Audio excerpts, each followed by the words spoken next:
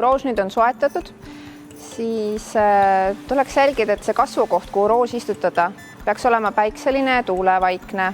Roosi istutamisel peaks see pookekoht jääma 3–5 sentimeetri sügavusele mullapinna alla. Ja paaril esimesel nädalal võiks roose katta otsese päikese eest ja tuulte eest, et nad ei kahjustaks neid võrseid. Paljasjuursed roositaimi, neid tuleks nüüd istutada mai keskpaigast kuni jaanipäevani või siis septembris. Konteinertaimi, neid võib istutada suvi läbi, nendega ei ole probleemi.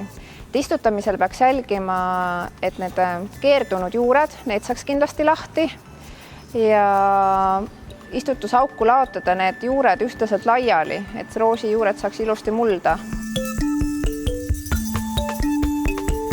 Rooside õitsemise aeg tuleks regulaarselt ära lõigata õitsenud õied, et rooside õitsemine oleks rikkalik ja kauakestev, et nad ei hakkaks seemet moodustama ega kurnaks taime. Rooside muld peaks olema toitainete ja õhurikas ja vett hästi läbi laskev.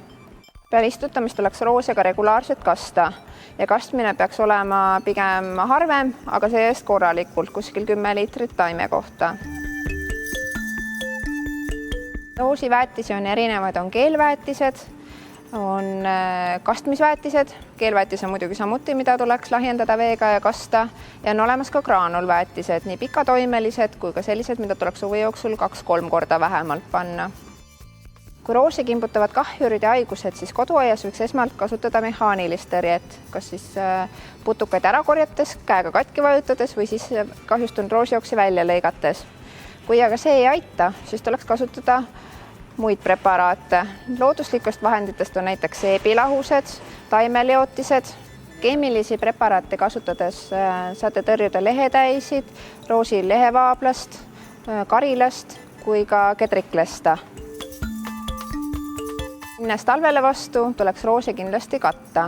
Et selle jaoks tuleks roose katta kuskil 20 sentimeetri paksuse talvekatteturbaga või siis mullaga, et kuhjates üles selle mulla roositüve ümber. Väänrooside ja ronirooside või siis ka tüvirooside puhul võiks ehitada roosidele niinimetatud katuse, mis oleks vett pidav, kuid alt lahtine, et õhk pääseks liikuma.